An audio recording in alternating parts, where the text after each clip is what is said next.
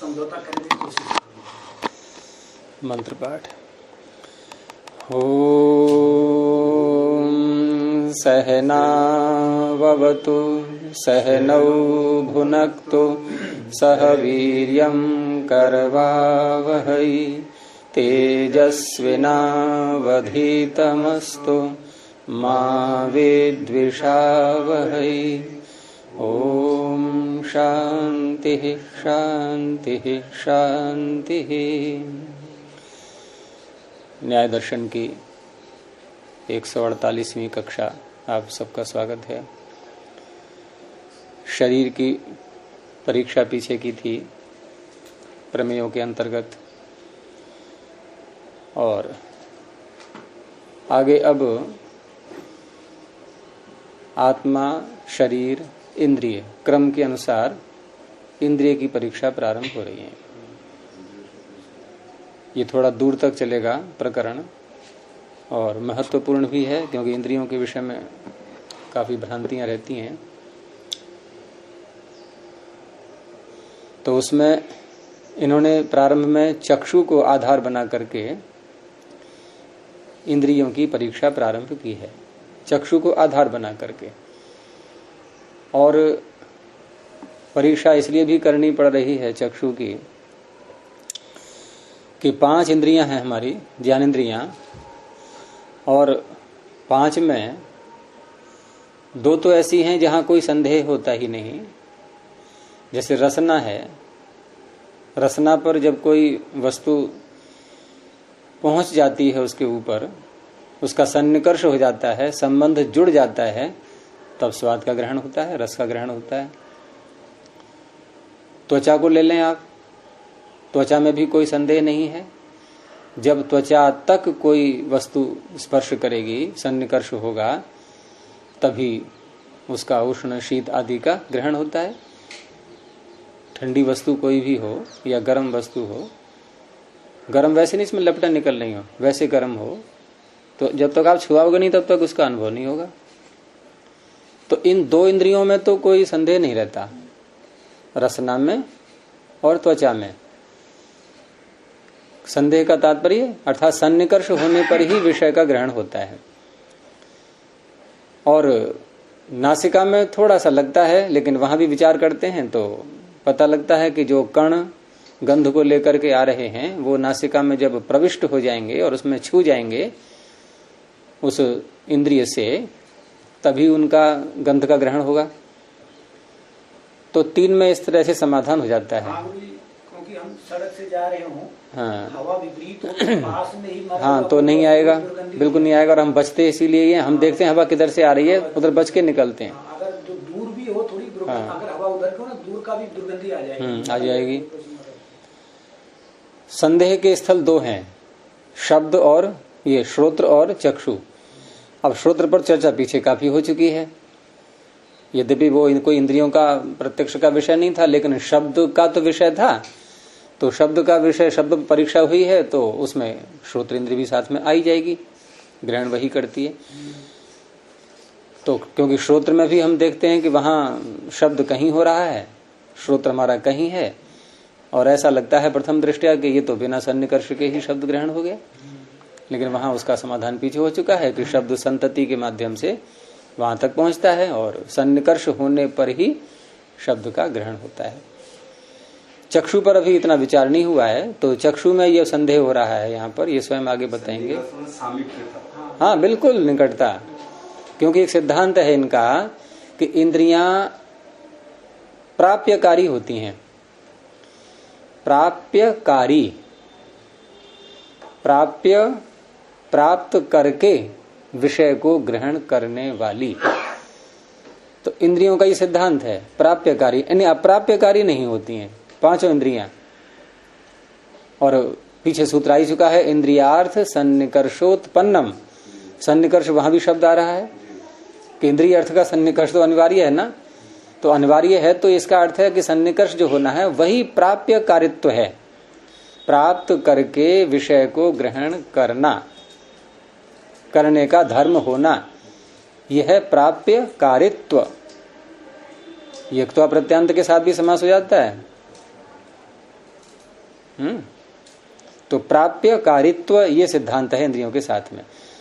और चक्षु में ये संदेह उत्पन्न हो रहा है, यहाँ वो संदेह आप दिखाएंगे कैसे कैसे हो रहा है। गुरुजी एक एंगल से नहीं सोचा जा सकता, जैसे वेद मंत्र में भी प्रमाण है, जब ज्ञानेंद्रियों की वो गणना करते हैं तो वेद में श्रोत्र और नेत्र की ज्यादा प्रमुखता ज्यादा है। और आप मंत्र से बहुत प्रमाण है इसमें, भद्रम करणे भी शृणुयाम देवा भद्रम पश्येमाक्षभिर यजत्रा।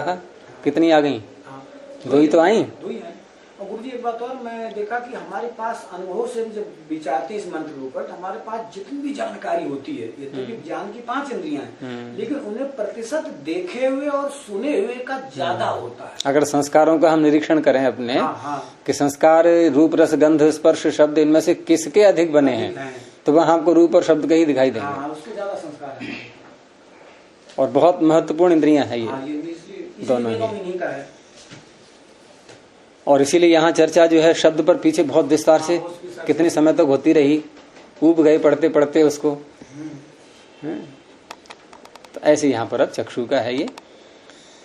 तो भूमिका देखिए सूत्र की कि अथ इदानीम, अब यहाँ पर इंद्रियाणि प्रमेय क्रमेण विचार्यन्ते, ऐसे नहीं बिना क्रम के नहीं, प्रमेय के क्रम में, क्योंकि इंद्रिय शब्द आ चुका उसमें, शरीर के बाद आत्मा शरीर इंद्रिय, तो प्रमेय के क्रम के अनुसार ही इंद्रियाणि विचार्यन्ते, इंद्रियों पर विचार किया जा रहा है। किम आव्यक्तिकानि आहोस्वित भौतिकानि इति, 2 बातें उठाई, क्योंकि विचार परीक्षा तभी होगी जब कम से कम 2 स्थल तो लाए जाएं। अगर संदेह ही नहीं है तो परीक्षा का कोई अवसर ही नहीं आता फिर। तो क्या ये इंद्रियां आव्यक्तिकानि, अव्यक्त, अव्यक्त से आव्यक्तिक, उसी का बहुवचन है। और अव्यक्त वैसे तो अर्थ अव्यक्त प्रकृति को बोलते हैं, वही लेते हैं कि जो व्यक्त नहीं है वो अव्यक्त है, लेकिन एक यौगिक अर्थ की दृष्टि से लें आप, यहाँ योग रूढ़ नहीं, यौगिक दृष्टि से अव्यक्त का अर्थ क्या होगा? जो प्रकट नहीं है हमारे सामने। तो प्रकट क्या होता है? प्रश्न ये है, हम क्या क्या जानते हैं, क्या प्रकट होता है? तो प्रकट होते हैं पंचभूत।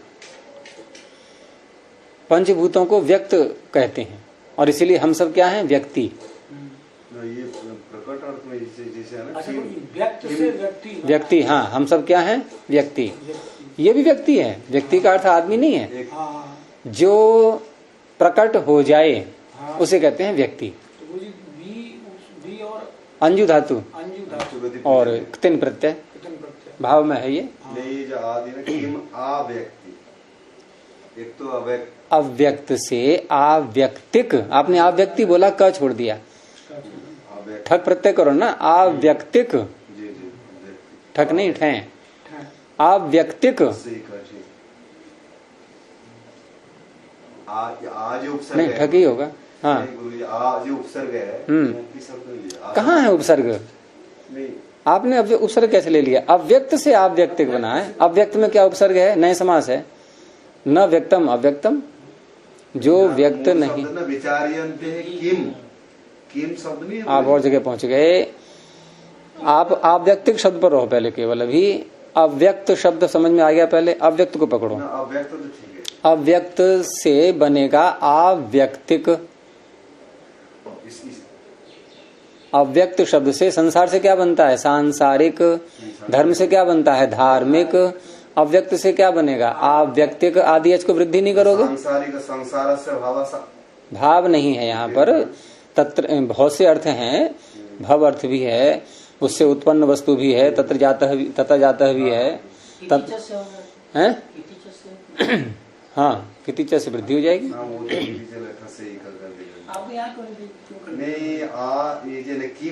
नहीं, वृद्धि होकर के आ है, ये उपसर्ग वाला आ नहीं है। किम को अलग कर दो, किम आव्यक्तिकानि। हाँ, तो मैं ये कह रहा था, तो मैं ये कह रहा था कि यहाँ जो अव्यक्त शब्द है, यदि वैसे हम योग रूढ़ की दृष्टि से लें तो ये प्रकृति के लिए प्रसिद्ध है। प्रकृति को अव्यक्त बोलते हैं, और अलिंग भी कहते हैं उसको। योग दर्शन में अलिंग कहा गया है ना, विशेषा विशेष लिंग मात्रा लिंगानी गुण पर वाणी, वहां 4 भाग कर दिए। प्रकृति से लेकर के पंचभूत तक जो पदार्थ हैं 24 तत्व, उनको चार भागों में ले लिया है। विशेष, अविशेष, लिंग मात्र, अलिंग। तो विशेष पंचभूत और अविशेष तन्मात्र, विशेष अविशेष, हाँ विशेष गुरु जी पंचभूत हो गए। और इंद्रियां भी हैं, इंद्रियां भी पंचभूत में। उस विशेष उन्होंने उनके लिए कहा है जिनसे और कुछ नहीं बनना है आगे अब। और अहंकार और तन्मात्र, ये अविशेष हो गए। और लिंग मात्र में महत, हाँ महत तत्व आ गया। और अलिंग में जो है प्रकृति आ जाएगी। तो उसी प्रकृति को अव्यक्त शब्द से ही बहुत जगह कहा है, अव्यक्तम त्रिगुणान लिंगात। तो अव्यक्त उस अर्थ में न लेकर के यहाँ पर आपको अव्यक्त लेना है। वैसे अहंकार के लिए है ये, लेकिन प्रश्न ये उठेगा ना कि अहंकार को अव्यक्त कैसे कह दिया है। तो यहाँ अव्यक्त प्रकृति को जब कहा जा रहा है तो अहंकार को कहा है केवल एक यौगिक अर्थ को लेकर के, कि अहंकार व्यक्त नहीं है हमारे लिए। देखो हमारे लिए अव्यक्त पदार्थों की श्रृंखला कहाँ से प्रारंभ हो जाती है? तन्मात्रों से। केवल पंचभूत रहते हैं हमारे लिए व्यक्त, तो पीछे के सारा अव्यक्त ही है, उसी में अहंकार भी आ गया। तो ये है तात्पर्य इसका कि क्या इंद्रियां अव्यक्तिकानी अहंकारिक हैं, अव्यक्तिक हैं, आहुस्वित भौतिकानी इति, या भूतों से बनी है, भूतों से बनी है या अहंकारिक हैं, अव्यक्त हैं, ये अव्यक्त से बनी हुई हैं। तो ये जो प्रश्न यहां पर उठाया गया है ये संदेह को उत्पन्न कर रहा है।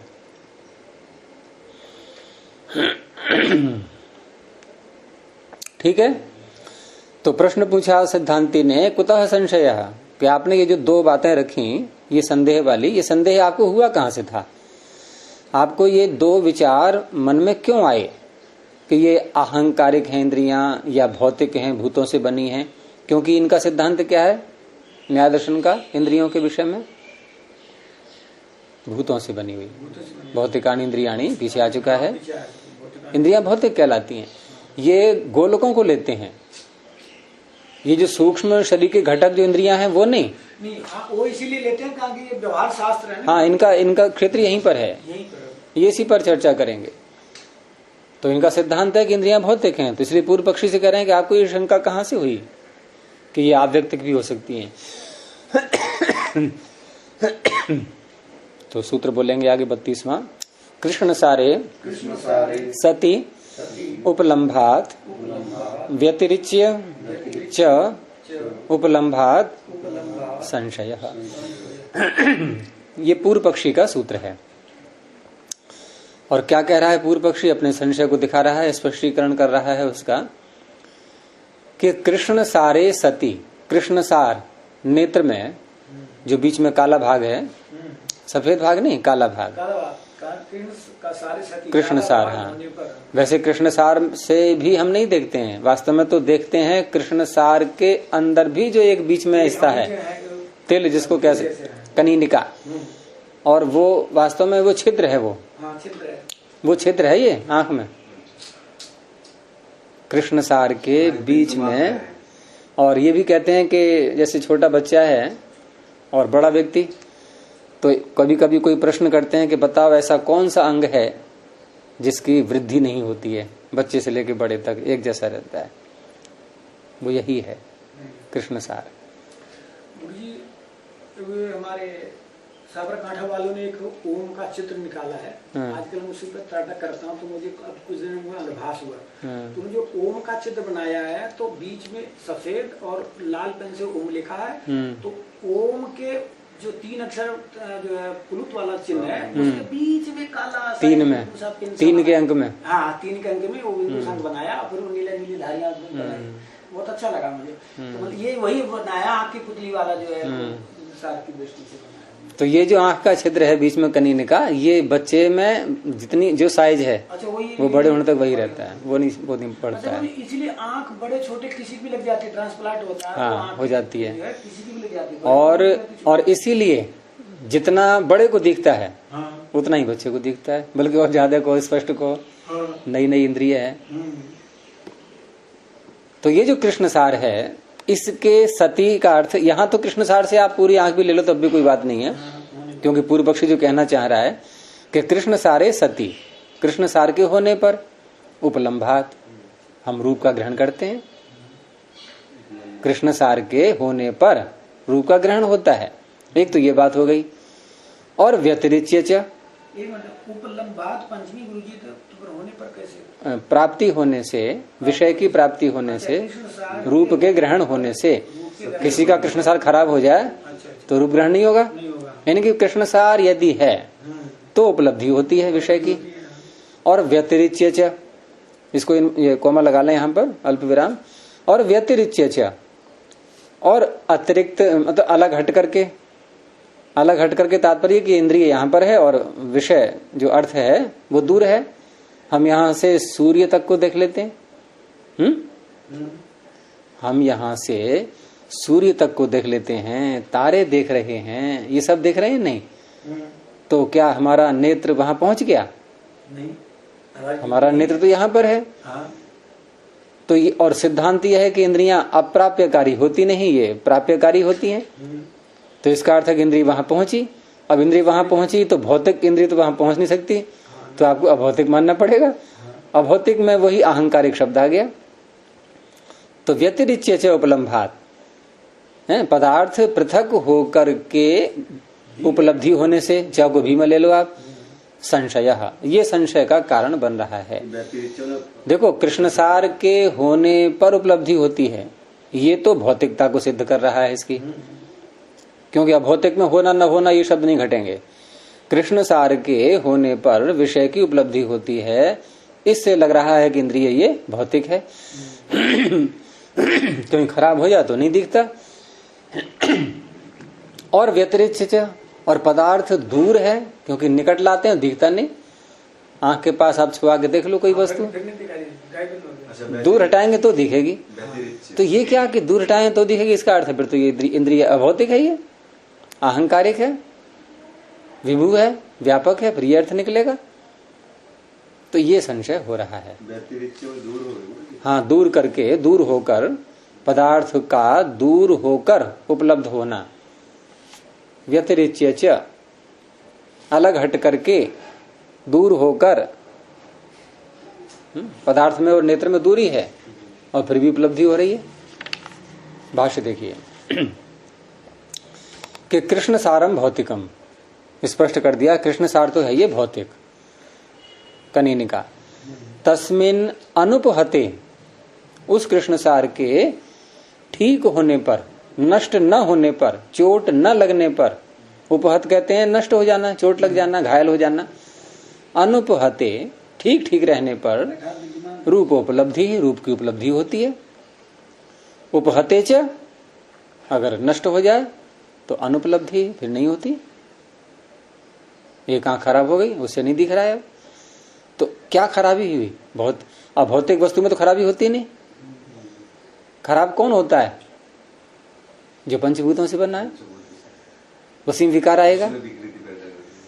आज तक कभी आयुर्वेद में आपने सुना है कि मन की चिकित्सा, बुद्धि की चिकित्सा, दवाई दे करके उसको संभाला जा रहा है, या तन्मात्रों की चिकित्सा, इंद्रियों की, सूक्ष्म इंद्रियों की चिकित्सा?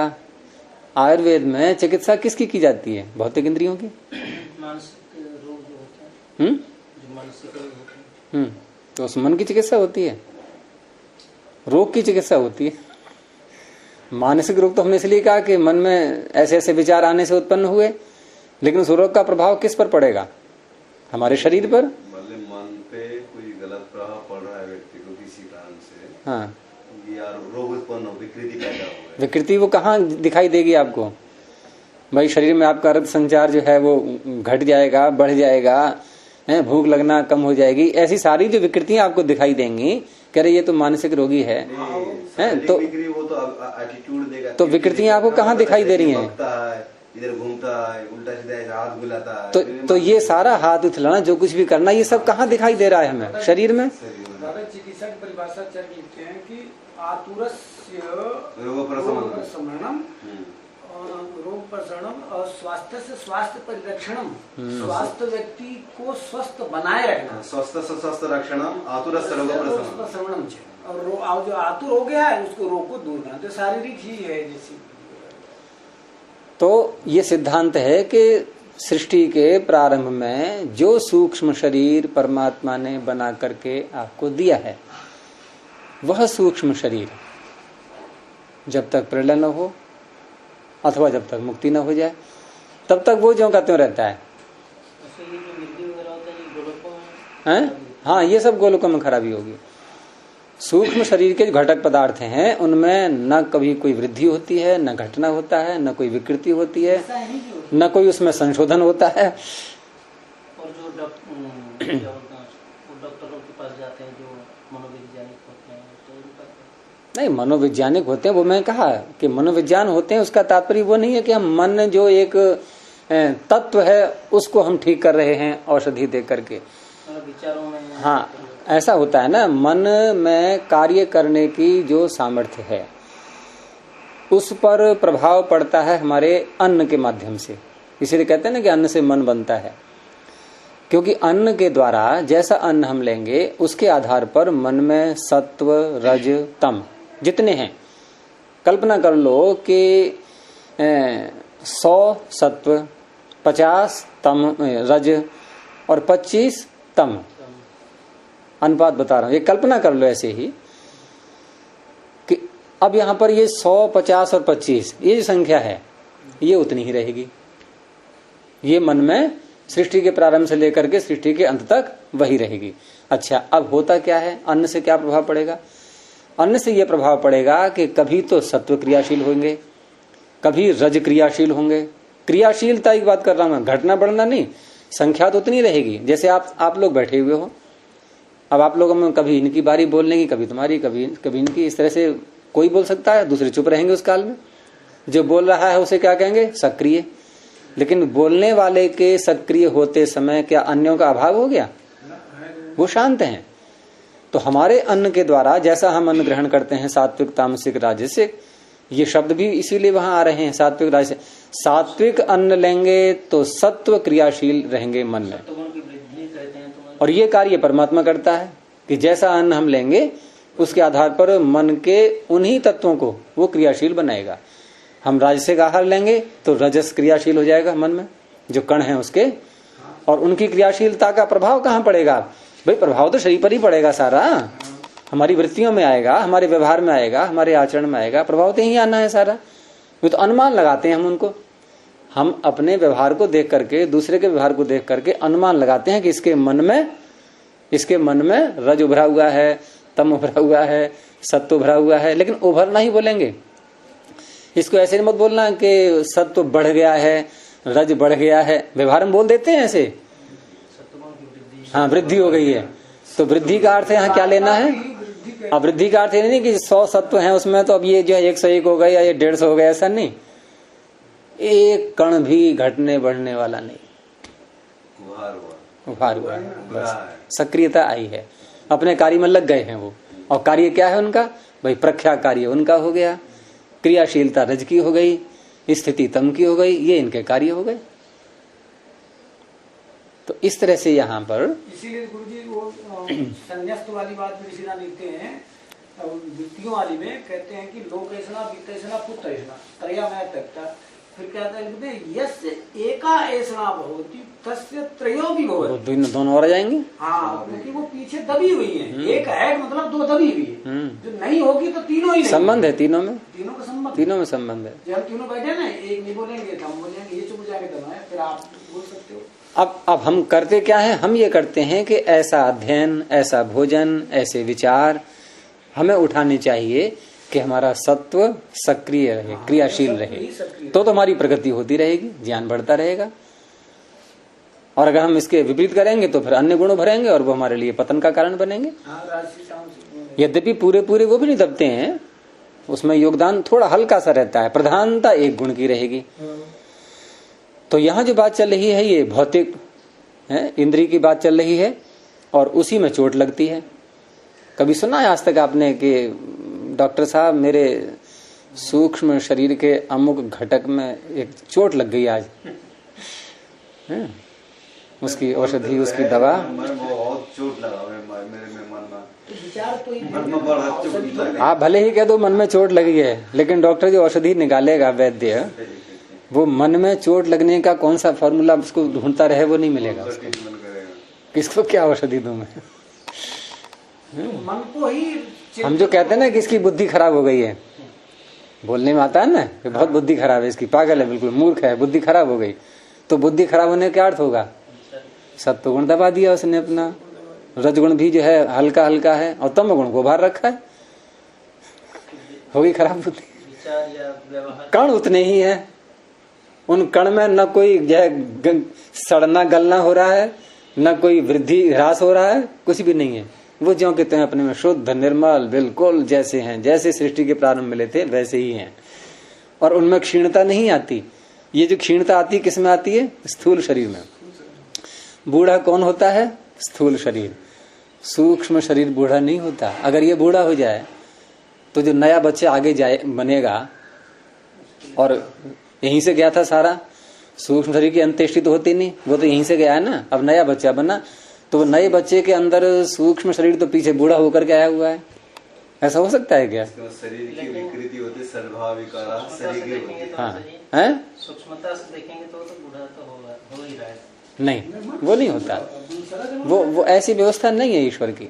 वो जब प्रलय काल में जो अपने कारण में लीन होगा, वो जैसा था वैसा ही लीन हो जाएगा, सड़ गल के लीन नहीं होगा, सड़ गल के लीन नहीं होना है वो। और हमारा ये स्थूल शरीर जो है ये सड़ गल के खत्म होता है, ये क्षीण होते होते होते होते अवस्था परिणाम वही बात है उनकी वृद्धि जो उभरना, वही अवस्था परिणाम है, उभरना। धर्म परिणाम, लक्षण परिणाम, अवस्था परिणाम, ये परिणाम जो हम बोलते हैं ये उसी के कारण से बोलते हैं।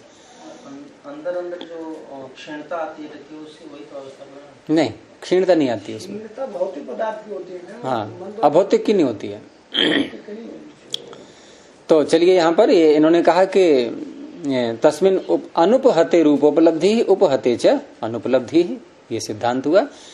और एक और सिद्धांत बताया कि हाँ नहीं, इसी में एक और बात बताई कि ये तो हुआ यहाँ पर भौतिकता की दृष्टि से कि हम कृष्ण सार को भौतिक मानते ही हैं, और भौतिक होने के कारण से ही ऐसा हो सकता है। अगर अभौतिक होता ये तो भले ही खराब हो जाइए, उपहत हो या अनुपहत हो, कोई अंतर नहीं पड़ने वाला है विषय की उपलब्धि में। तो इस दृष्टि से तो ये भौतिक सिद्ध हो रहा है चक्षु। और दूसरा कहा कि व्यतिरिच्य कृष्ण सारम अवस्थितस्य विषयस्य उपलम्भो न कृष्ण सार प्राप्तस्य। व्यतिरिच्य अलग होकर, कौन? विषय या नेत्र को ले लो भाई। या तो आप नेत्र, जैसे कोई आप दीवार पे मान लो कुछ लिखा हुआ है, अब आप पहुंचे और दीवार से आंखों को लगा लिया और आपसे कहा पढ़ो, आप कहेंगे मुझे तो कुछ दिख नहीं रहा है, तो क्या कहा जाएगा उस समय? चक्षु को, किसको? चक्षु को या दीवार को? दो जो भी है। अच्छा, चाहे दीवार से अलग हो जाओ। नहीं, दो बात बोलो, कौन कौन सी बोलोगे? चक्षु को अलग करना होगा कि दीवार को? दीवार तो स्थित ही है। बस वही मैं कह रहा हूं। तो व्यतिरिच्य का संबंध कहीं भी जोड़ लो, या तो चक्षु को अलग किया, क्योंकि व्यतिरिच्य ही तो लिखता प्रत्यय है, लेप हो गया है। अलग करके किसको? चक्षु को अथवा विषय को। एक को तो हटाओ, दूरी करनी है बीच में। ये तो दीवार नहीं हट सकती, लेकिन अब मोबाइल हटा। हाँ, अब मान लो ये पुस्तक है, अब हम हमारी चक्षु वहां का था, हमने पुस्तक ऐसे कर ली। एक चीज हटानी नहीं, दूरी लानी है, बीच में जो है गैप देना है। तो व्यतिरिच्य अलग करके, अब अलग किसों की करेंगे इसमें दिया नहीं है, तो दोनों में घट जाएगा ये। अब क्या होगा कि कृष्ण सारम अवस्थितस्य विषयस्य उपलम्भ। अलग करके हमने किससे किसी को कर लो जिससे आपको जो है सुविधा हो, करो अलग। ऐसे मत करो आंख के ऊपर विषय को, तो नहीं दिखाई देगा। और रसना में क्या करोगे आप? आपको चखना है तो क्या करोगे? अलग करके चखोगे? नहीं, उसको टच करना पड़ेगा। उसको टच करना पड़ता है कि नहीं? तो वो स्थिति यहाँ तो नहीं है। तो टच करना पड़ता, अगर यहाँ भी ऐसा होता कि टच करके ही दिखाई देता तो कोई शंका ही नहीं थी। हाँ भाई ठीक है, इंद्रिय भौतिक है ये, जैसे रसना भौतिक का कोई शंका नहीं है उसमें। अब यहाँ क्या हो रहा है? यहाँ तो अलग करके देख रहे हैं हम, पूरा भी नहीं दिख पाता ये हैं? हाँ, दूरी बनाएंगे तभी दिखाई देगा। हाँ तभी दिखाई देगा। तो फिर दूरी बना करके आप देख रहे हो, फिर भौतिक कैसे कहें फिर इसको? ये प्रश्न उठता है। तो कृष्ण सारम अवस्थितस्य विषयस्य उपलम्भः, यानी व्यतिरिच्य अवस्थितस्य विषयस्य कृष्ण सारम। यहाँ चलो, हाँ ठीक तो है, कृष्ण सारम में ये द्वितीय है तो व्यतिरिच्य को इसके साथ जोड़ दो यहाँ, ठीक है। ये एक नेत्र को अलग करने की बात आ गई, वो दूसरा भी कर सकते हैं आप, विषय को भी अलग कर सकते हैं। तो कृष्ण सारम व्यतिरिच्य, कृष्ण सार को अलग करके, दूर करके, और उसके बाद क्या होगा फिर? अवस्थितस्य विषयस्य, जो विषय जहां भी अवस्थित है उसकी उपलम्भ प्राप्ति होती है। न कृष्ण सार प्राप्तस्य, अब इसको विषयस्य के द्वारा बोल दो। कृष्ण सार प्राप्तस्य अवस्थितस्य विषयस्य न उपलम्भ। अगर आपने विषय को कृष्ण सार से प्राप्त करा दिया है, उसके निकट ले आए हैं, तो उसकी उपलब्धि नहीं होगी। स्पष्ट हो गया? कृष्ण सारम व्यतिरिच्य, कृष्ण सार को अलग करके, दूर करके, और उसके पश्चात अवस्थितस्य विषयस्य उपलम्भः, जो विषय अवस्थित है, विद्यमान है, विद्यमान का ही होता है दर्शन, तो उसकी उपलब्धि होती है। न कृष्ण सार प्राप्तस्य, जो विषय कृष्ण सार को प्राप्त करा दिया है उसकी उपलब्धि नहीं होगी। तो हाँ, तो इससे पता लग रहा है कि फिर ये अभौतिक है, क्योंकि भौतिक में तो नियम होता है कि उससे स्पर्श होना चाहिए तब विषय की उपलब्धि हो। लेकिन वहां हम जो पीछे देखा कि कृष्ण सार खराब हो जाए किसी का तो उपलब्धि नहीं हो रही है, कृष्ण सार ठीक ठीक है तो उपलब्धि हो रही है, उससे भौतिकता भी सिद्ध हो रही है फिर, क्योंकि खराबी तो भौतिक में आएगी, अभौतिक में खराबी होती नहीं। तो ये दोनों बातें आ गई। तो और सिद्धांत दिया आगे कि न च अप्राप्य कार्यत्वम इंद्रियाणाम। पूर्व पक्षी बता रहा है, देखो पूर्व पक्षी भी कैसे कैसे सिद्धांत की बातें बताता है कभी कभी पूर्व पक्षी तो कर रहा है, बता रहा है ये कि न च अप्राप्य कार्यत्वम इंद्रियाणाम, इंद्रियों का एक धर्म है क्या? प्राप्त न हो करके विषय ग्रहण कराने का नहीं है। अब उसको उल्टा कर दो, प्राप्त करके विषय ग्रहण कराने का है उनका धर्म है। इंद्रियाणाम अप्राप्य कार्यत्वम न, अब दो न हटा दो दोनों को, तो क्या हो जाएगा? इंद्रियाणाम प्राप्य कार्यत्वम।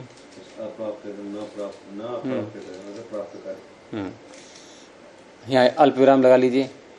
और तद इदम, और ये जो सिद्धांत है ये कब सार्थक होगा?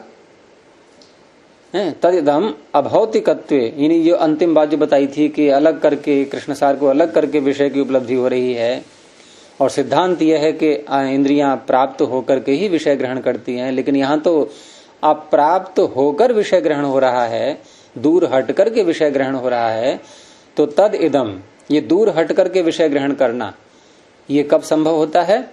अभौतिकत्वे विभुत्वात् संभवति, अभौतिक होने पर विभु होने से संभव होता है। अब यहाँ विभु का क्या अर्थ लेंगे? व्यापक। तो व्यापक का क्या अर्थ होगा? ईश्वर के समान व्यापक। यद्यपि सिद्धांत नहीं है ये, लेकिन व्यापक का अर्थ पूर्व पक्षी क्या कहना चाह रहा है? विभु से क्या कहना चाह रहा है वो? क्या ईश्वर के समान व्यापक कहना चाह रहा है वो? यहाँ व्यापक का अर्थ है कि बस जिस विषय को उपलब्ध कर रहे हैं वहां तक पहुंचा हुआ होना इंद्रिय का। अगर हम ईश्वर के समान व्यापक लेंगे फिर तो सारे जितने भी पदार्थ हैं पूरे ब्रह्मांड के, उन सब का ज्ञान एक साथ लगातार चलते रहना चाहिए, चाहे आपकी आंख खुली हो चाहे आपकी आंख बंद हो। ऐसा भाव है क्या पूर्व पक्षी का? ऐसा नहीं है। कोई वस्तु जब अधिक क्षेत्र को घेरने लगती है, जैसे हम सूत्रों में कहते हैं कभी कभी कि ये सूत्र अधिक व्यापक है, इसका क्षेत्र अधिक है, तो अधिकता में हम व्यापक शब्द को बोल देते हैं। इसको सापेक्ष रूप में ही लेना है, वहां एकदम ईश्वर के समान व्यापक मत बोल देना। भाई कोई यज्ञ हो रहा है, अरे इसकी तो सुगंधी जो है व्यापक हो रही है, दूर दूर तक जा रही है। अब उसका अर्थ ही नहीं कि व्यापक का, जैसे परमात्मा जहां जहां तक है वहां वहां तो सुगंधी पहुंच गई है, तो ये विभू का अर्थ है यहाँ पर। तो ये विभू होने संभव हो पाएगा। तो एवं ये परिसीमित विभू है, परिसीमित विभू, हाँ सापेक्षता है, सापेक्ष है। एवं उभय धर्मोपलब्धे है संशय। तो दो धर्म आ गए समझ में, कि कृष्ण सार के होने पर उपलब्धि होती है, ये भौतिकत्व धर्म आ गया इसमें, और पदार्थ को दूर हटा करके उपलब्धि होती है, ये अभौतिकता भी आ रही है इसमें। इसलिए संशय उत्पन्न हो रहा है। दो प्रकार के बोल हैं? दो प्रकार के जहाँ पर बोल होता है उन्होंने संशय वही है। तो यहाँ इन्होंने इसका उत्तर नहीं दिया है, ये अपना सिद्धांत आगे बताएंगे, उसी में उत्तर छिपा हुआ होगा। इन्होंने नहीं दिया है आगे, हाँ विषय पूर्व पक्षी के द्वारा उठवा दिया। और अब जब सिद्धांती ने उत्तर नहीं दिया तो पूर्व पक्षी ने कहा कि चलो फिर मैं ही अपनी पहले एक मान्यता को लेकर के चर्चा प्रारंभ करता हूं। और उसने कौन सी मान्यता पकड़ी? तो देखो भौतिक हैं इंद्रियां, ये तो सिद्धांत पक्ष है ही, और उसके जो दो विषय उसने उभारे संशय को उठाने के लिए, तो उसमें जो दूसरा था अभौतिकता का पक्ष, अभौतिकता का पक्ष वो विचार करने के योग्य था, भौतिकता वाला पक्ष विचार करने के योग्य नहीं है। तो पूर्व पक्षी के भी मुख से, हालांकि पूर्व पक्षियों कोई नहीं है, बादशाह जी हैं, तो उन्होंने भौतिकता वाले पक्ष को तो छोड़ दिया, उस पर विचार नहीं किया, और भौतिकता वाला जो कि सिद्धांत है नहीं, उस पर विचार करने के लिए आगे पूर्व पक्षी के मुख से उसी बात को उठवाया। तो पूर्व पक्षी क्या कहता है कि अभौतिकानि इत्याह। चलो मैं ही एक बात मान लेता हूं इन दोनों में से। अभी आप तो कुछ बोल नहीं रहे, मेरे दोनों प्रश्नों में कोई उत्तर दिया नहीं आपने, मैं अपनी एक बात को मान करके आगे चल रहा हूं, अपनी बात कहना चाह रहा हूं कि इंद्रियां अभौतिक क्यों हैं। पहली बात तो उसने बता दी कि व्यतिरिक्त उपलम्भात, ये भी हेतु है एक, कि व्यतिरिक्त तो होकर के, अलग होकर के विषय ग्रहण हो रहा है। एक तो इससे पता लगा अभौतिक हैं, और भी बात है उसमें, वो आगे बताएगा कि अभौतिकानि इत्याह। सिद्धांति ने पूछा कस्मात, कैसे पता लगा तुम्हें अभौतिक हैं? तो सूत्र बोलेंगे महत अणु ग्रहणात्। चक्षु बड़े पदार्थ को भी ग्रहण कर लेता है और छोटे पदार्थ को भी। और सिद्धांत क्या है इंद्रियों का? अप्राप्य कार्य तो है नहीं है। जैसे हम अपने हाथ से किसी वस्तु को ऐसे स्पर्श करें तो कितना भाग स्पर्श करेंगे उसका? जितने हमारी हाथ की त्वचा है, जितना फैलाव है, हैं? और इसीलिए हम हाथ को घुमा घुमा के देते हैं, यहाँ कैसा है, यहाँ कैसा है, यहाँ कैसा है। जैसे मान लो बिस्तर पर कूड़ा हो तो देखते नहीं कि यहाँ का देख लिया, यहाँ का नहीं देख पाया तो यहाँ हाथ लाए। तो जितने हाथ की त्वचा है उतना ही तो स्पर्श कर पाओगे आप। तो आंख का आकार कितना है? अगर हम पूरी आंख से देखना मान लें, जैसे बच्चा वो नहीं समझता, ठीक है चलो उतनी बड़ी चीज देख लो, लेकिन वास्तव में तो जो है वो कनीनिका वही है, आंख तो वही है ना, आंख तो वही है। तो इस तरह से यहाँ आंख जितनी है उतने रूप वाली, उतने आकार वाली वस्तु दिखाई देनी चाहिए या नहीं? जितनी आंख है छोटी सी, तो वो बस उतनी ही चीज दिखाई देनी चाहिए। ये क्यों दिखाई दे रहे हैं? तो यहाँ तो महत्व भी दिख रहा है। अब सूर्य कितना है? सूर्य जब आप देखते हो आकाश में तो ऐसा लगता है कि भाई मेरी आंख तो बहुत छोटी है, देख नहीं पा रही इतने बड़े सूर्य को। वो तो गुरुजी वो उसका दूसरा सिद्धांत है ना उसका। बल्कि सूर्य की बात छोड़ो, सूर्य के चारों ओर और भी जो आकाश है वो भी सब दिख रहा है। वो तो लेंस वाली बात है ना, इसलिए तो चौड़ी है, दिखने में तो लग रही है छोटी। हैं?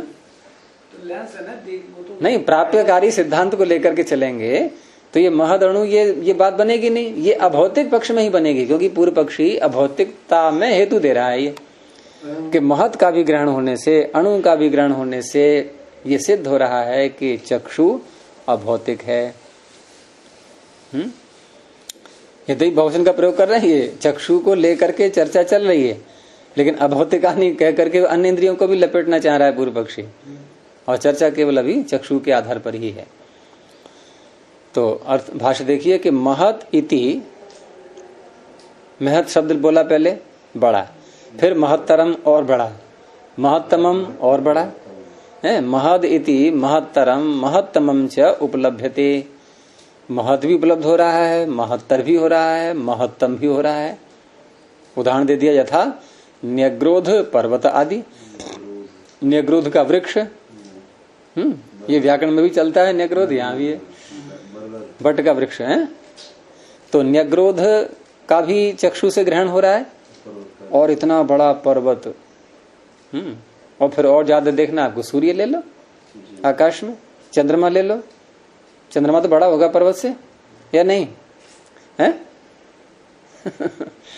पर्वत से तो चंद्रमा जो है पर्वत से तो बड़ा ही है, भले ही पृथ्वी से छोटा है, लेकिन एक पर्वत की दृष्टि से तो बहुत बड़ा है वो भी। यहाँ तो छोटा दिखाई दे रहा होगा, नजदीक तो बहुत बड़ा है। हाँ, लेकिन आपको तो पूरा दिख रहा है ना, पूरे का मतलब आधा ही दिखेगा हमेशा, तो वो तो दिख रहा है ना आधा है? और सूर्य भी आपको आधा दिख रहा है, जबकि सूर्य पृथ्वी से कितना बड़ा है?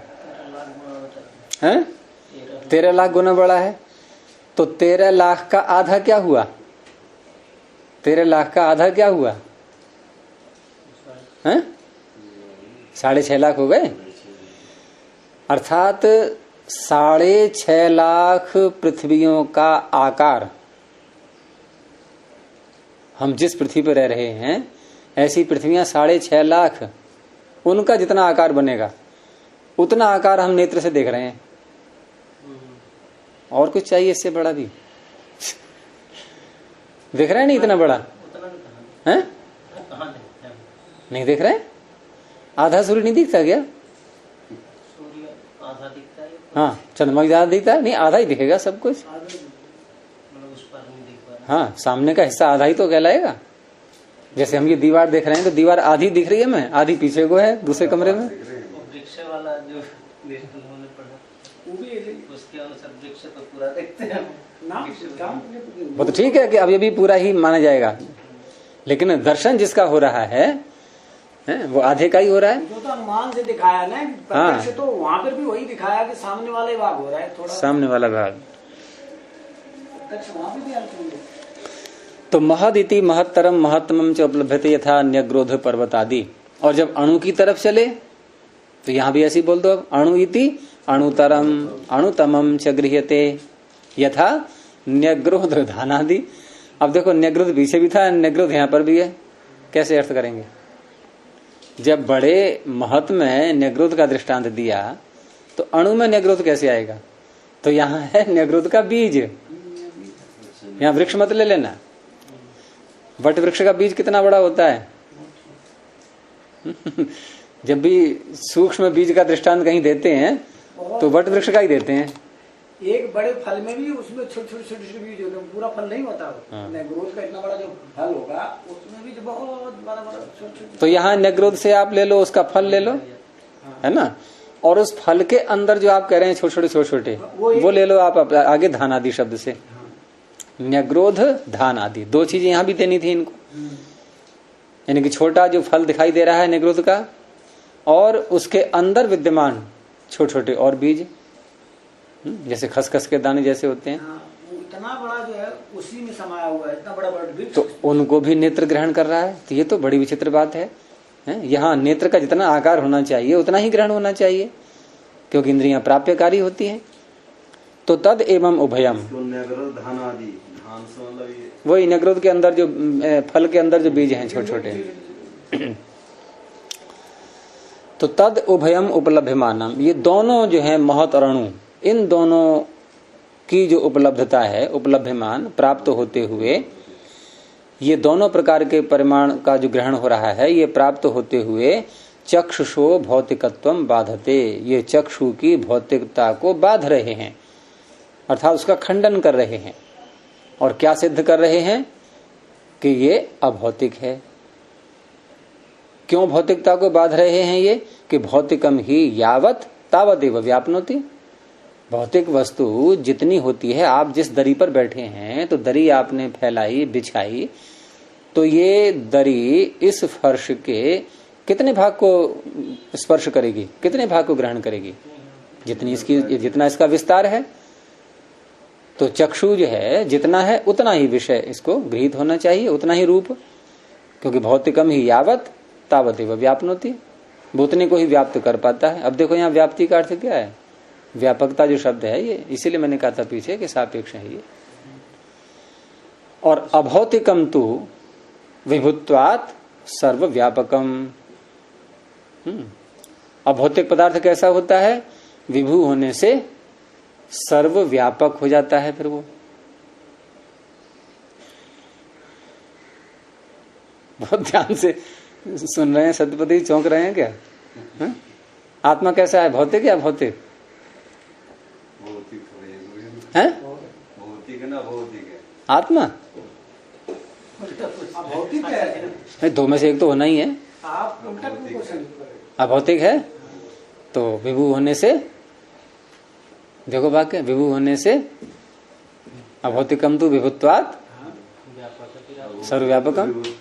हाँ, सर्वव्यापकम हो गया। सर्वव्यापक नहीं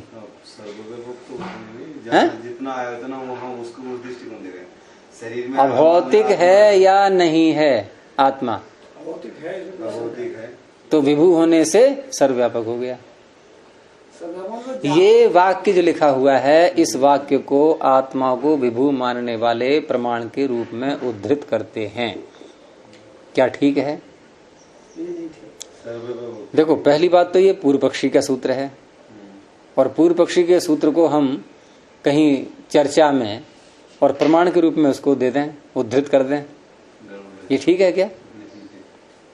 अच्छा, दूसरी बात यह है कि यदि ये सर्वव्यापक का अर्थ जो ईश्वर सर्वव्यापक है ऐसा जैसे लेते हैं, क्योंकि जो व्यक्ति आत्मा को विभू सिद्ध करना चाह रहा है और इसका उदाहरण देगा वो, तो वो परमात्मा की तरह सर्वव्यापक, यही तो कहना चाह रहा है, हैं?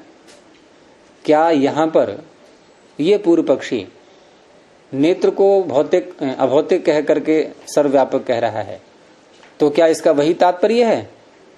जो कोई उसको उद्धरण करके और आत्मा को विभू सिद्ध करे, उसका जो मन में भाव है, क्या पूर्व पक्षी के मन में यही भाव है क्या? यहाँ सर्वव्यापक का अर्थ है कि जितने विषय नेत्र ग्रहण करता है, जितने विषय भी हैं, मान लो हम रात्रि में आकाश में तारे देख रहे हैं, तो तारे कितने दिख रहे हैं हमें? अब बहुत दिख रहे हैं। अब बहुत को आप सर्व शब्द से बोल दो, जितने भी दिख रहे हैं वहां तक नेत्र व्यापक हुआ कि नहीं? पूर्व पक्षी की दृष्टि से कह रहा हूं मैं, क्योंकि व्यापक मान रहा है ना वो। तो उसका क्या अर्थ यह है? वो ये कहना चाह रहा है कि ये परमात्मा की तरह नेत्र सर्वव्यापक है?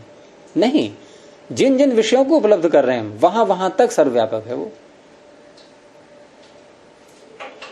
अच्छा, मन भौतिक है क्या भौतिक है?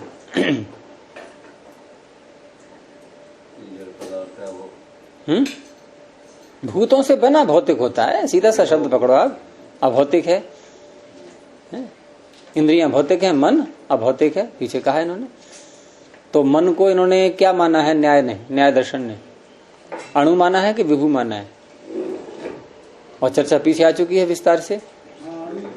अणु माना है कि नहीं? तो जब मन को अणु कहा, अभौतिक होने पर अणु स्वीकार कर रहे हैं वो, तो ये अगर कोई प्रमाण के रूप में वाक्य प्रस्तुत करता है और आत्मा को विभू कहने का दुस्साहस करता है, तो क्या उसकी बात सही हो जाएगी? गुरुजी, ये व्यास की पंक्तियां ने इसीलिए लोग बाग इसको जो है, वात्स्यायन की, हाँ, वात्स्यायन की पंक्तियां इसीलिए लोग बाग प्रमाण में। हाँ, तो पीछे मन के विषय में भी तो वात्स्यायन की पंक्ति है, और वहां उसको अभौतिक कह करके और फिर भी उसको अणु मान रहे हैं। तो ये सिद्धांत कहाँ निकला कि जो वस्तु अभौतिक होती है वो सर्वव्यापक होती है? अरे यहाँ सर्वव्यापक का अर्थ वो नहीं है। यहाँ सर्वव्यापक का अर्थ है कि जितने विषय नेत्र ग्रहण कर रहा है, मारकर सब देख सकता है। हाँ, वहां तक पहुंच रहा है वो। हाँ, सर्वव्यापक में अगर सर्वव्यापक वैसे मान ले ईश्वर की तरह, तो हमें पीछे का भी दिखाई देना चाहिए फिर तो। जहाँ देखने के लिए, जहाँ तक सुनता है। हमें दीवार के पीछे भी दिखाई देना चाहिए फिर, सर्वव्यापक है तो। ऐसा नहीं, जहां तक हम देखना चाह रहे हैं वहां तक पहुंच रहा है नेत्र, बस। जैसे गुरु जी प्रधानमंत्री अपने देश में, वो रहेगा तो एक देश में ही रहेगा वो, लेकिन उसकी पूरे देश की घटना जो है 1 सेकंड में ही पहुंच जाती है। तो जैसे होगी तो ऐसे मिनटों में उसकी घटना सबसे पहले उसके पास पहुंचेगी। वो ऐसे ही जीवात्मा शरीर में एक जगह है, वो प्रतिष्ठित है, लेकिन उसके पूरे शरीर में उसकी शक्ति जो है वो व्याप्त है, वो शक्ति जान लेता है। सीमा का अंदर व्यापक हो गया। नहीं, आत्मा में वो भी नहीं घटेगा, आत्मा में तो वो भी नहीं घटेगा। क्यों? शक्तियां आत्मा को अणु माना गया है।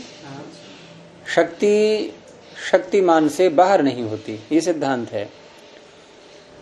अगर हम ये कहें कि आत्मा तो अणु है, और दूसरा वाक्य आपका बनेगा कि लेकिन उसकी शक्ति पूरे शरीर में है, तो अब आप बताओ, जैसे हम मान लो यहाँ मान लें आत्मा को, कोई यहाँ मानते हैं, कोई यहाँ मानते हैं, यहाँ आत्मा को मान लिया, और शक्ति इसकी हमारी इस उंगली के अंतिम भाग में भी आ रही है, तो आप ये भी कहोगे साथ में कि ये उंगली के अंतिम भाग में आत्मा नहीं है, यही तो कहोगे आप, क्योंकि आत्मा को तो आपने यहाँ मान लिया कि आत्मा यहाँ पर है और उसकी शक्ति यहाँ भी आ रही है ना।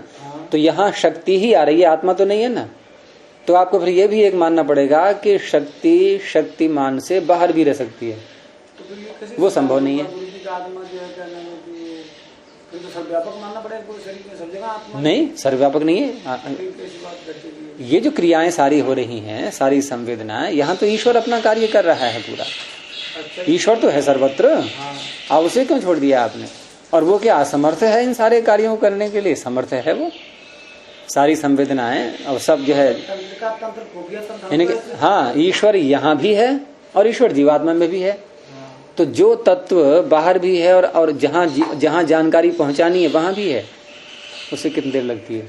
अच्छा, तंत्रिका वैसे फिजिकली तो तंत्रिका तंत्र करता है। जैसे आपने अभी प्रधानमंत्री का उदाहरण दिया, तो प्रधानमंत्री के पास भी सूचना कैसे पहुंच पाती है? कि जब सूचना तंत्र में कुछ लोग लगे हुए हैं, कुछ लोग लगे हुए हैं, तो वो कुछ लोग में आप यहाँ ईश्वर को ले लो कि यहाँ ईश्वर लगा हुआ है, यहाँ वो ये एक ही पर्याप्त है ईश्वर, वहां तो बहुत सारे लोग लगेंगे अलग अलग क्षेत्र में, यहाँ एक ईश्वर ही पर्याप्त है।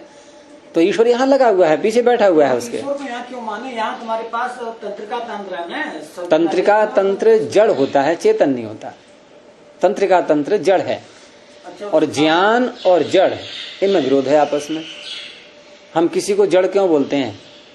कोई व्यक्ति, मनुष्य भी जब ज्यादा मुख्यता की बात करता है, कहते हैं जड़ बुद्धि है ये। तो जड़ शब्द से हम क्या अर्थ लेते हैं? ज्ञान का न होना। तो ज्ञान और जड़ तो अभाव, ये दोनों विरोधी शब्द हैं ये। और तंत्रिका तंत्र, सारा तंत्रिका तंत्र है क्या? अरे जो सूक्ष्म सूक्ष्म नाड़ियां हैं सारी शरीर में फैली हुई हैं, यही तंत्रिका तंत्र है ना। तो तंत्रिका तंत्र ज्ञान को कैसे अपने में सरकाएगा?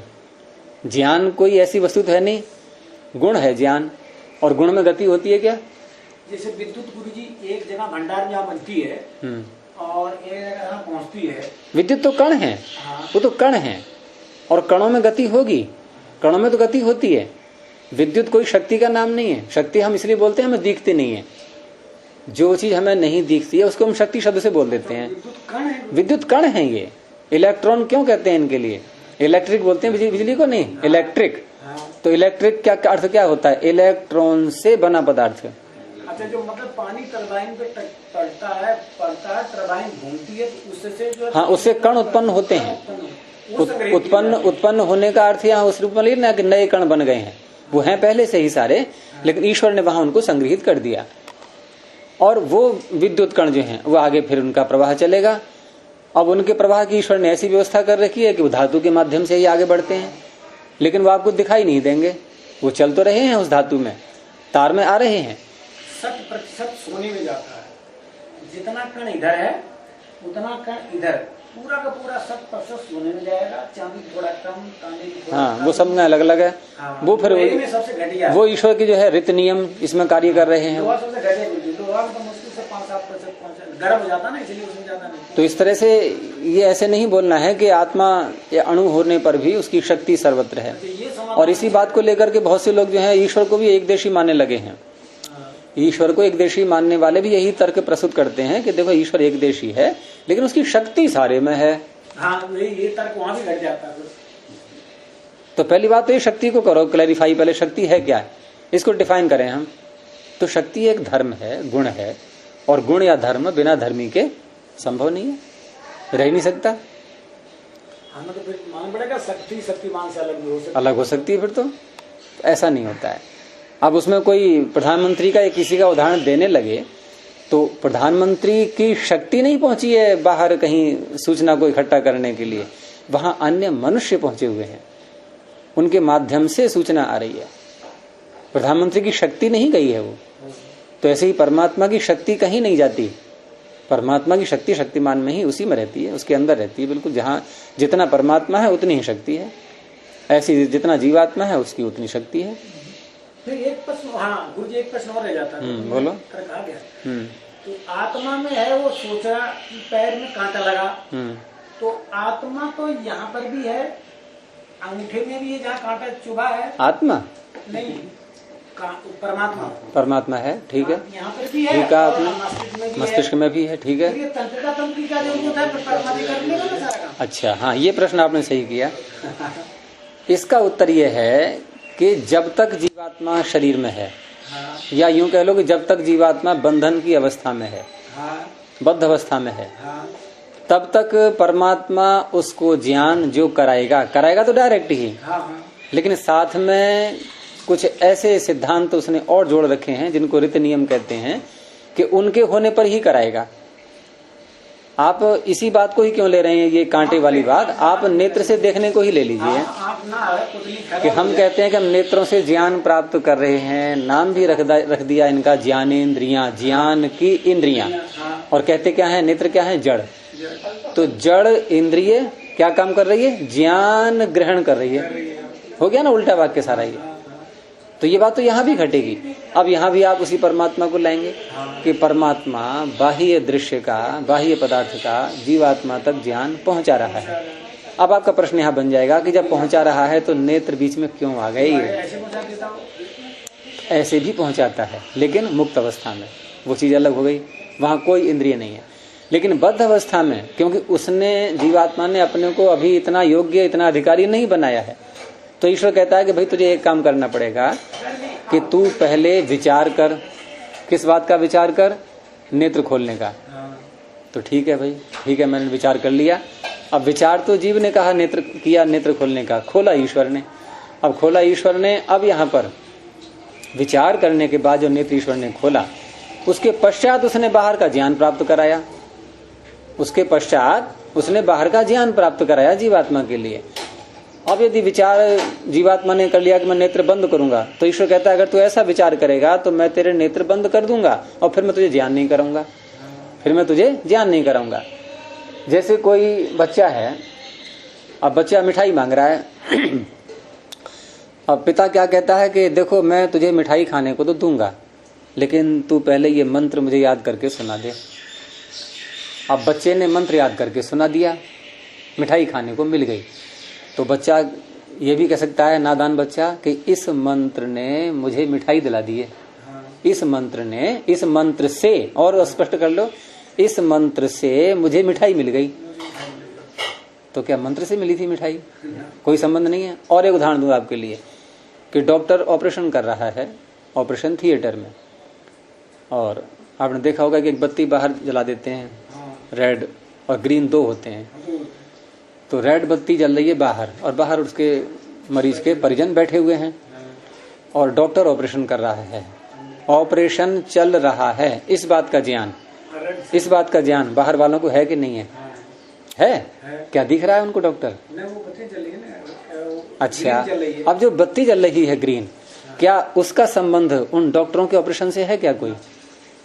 क्या उस बल्ब को पता है कि मैं तब तक जलूंगा जब तक ये डॉक्टर ऑपरेशन कर रहे हैं? पता है क्या उसको? नहीं पता है।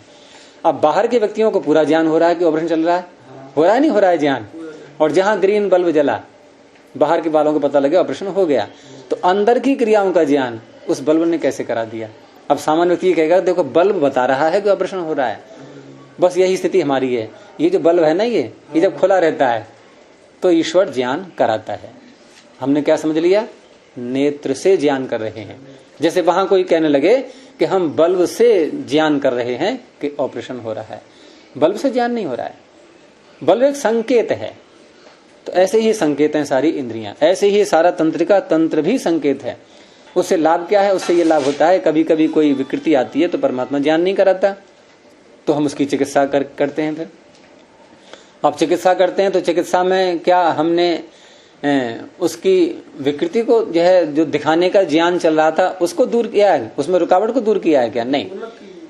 तो वहां ईश्वर के नियम कार्य कर रहे हैं कि तुम इसको अगर सही रखोगे तो मैं बाहर का ज्ञान कराऊंगा। ये सारी शर्तें हैं उसके आधार पर हमारा सारा कार्य चल रहा है। और जब जीव अपने को इतना अधिकारी बना लेता है, ज्ञान से अपने को परिपक्व कर लेता है, यथार्थ ज्ञान प्राप्त कर लेता है, तो ईश्वर कहता है भाई सारा नाटकबाजी अब खत्म, अब तू पूर्ण अधिकारी बन गया है, तू जो जानना चाहे मैं तुझे ऐसे ही कराऊंगा।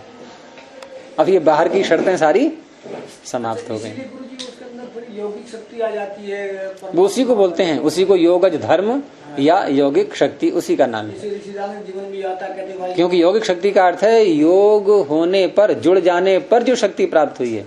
यौगिक योग से वो जो चमत्कारी घटना कुछ मैसेज के साथ में, हाँ। वाली घटना, बैल वाली घटना, जहर वाली, अरे व्यवहित विप्रकृष्ट ये सारे सूत्र आए हुए हैं योग दर्शन में कि प्रवृत्त्या लोक न्यासात सूक्ष्म व्यवहित विप्रकृष्ट ज्ञान।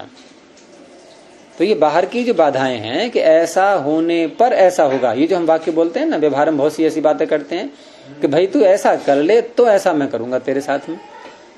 तो ऐसे यहाँ पर है, यहाँ शर्तें चल रही हैं, और शर्तें कब तक हैं? जब तक हमें ज्ञान पूरा नहीं है तब तक सारी शर्तें हैं ये। तो यहाँ पर जो है सर्वव्यापक का अर्थ वही लेना है कि नेत्र से जितना भी हमें ज्ञान हो रहा है जिन जिन विषयों का, तो पूर्व पक्षी कहना चाह रहा है कि नेत्र वहां तक है, विद्यमान है, और वहां तक विद्यमान है तो फिर हम इसको भौतिक नहीं कह सकते, फिर तो अभौतिक कहना ही पड़ेगा। और फिर कृष्ण सार के होने पर ज्ञान होता है, नहीं होने पर नहीं होता है, इससे फिर ये भौतिकता भी सिद्ध हो रही है। तो ये दोनों बातें जो है यहाँ पीछे दिखा दी गई। अब सिद्धांती आगे उत्तर देगा, और महद अनुग्रहणात् कहकर के जो हेतु इसने प्रस्तुत किया था उसको अभौतिक सिद्ध करने के लिए उस हेतु का सिद्धांती आगे खंडन करेगा। इसको अब कल को देखेंगे। प्रणव ध्वनि। ओ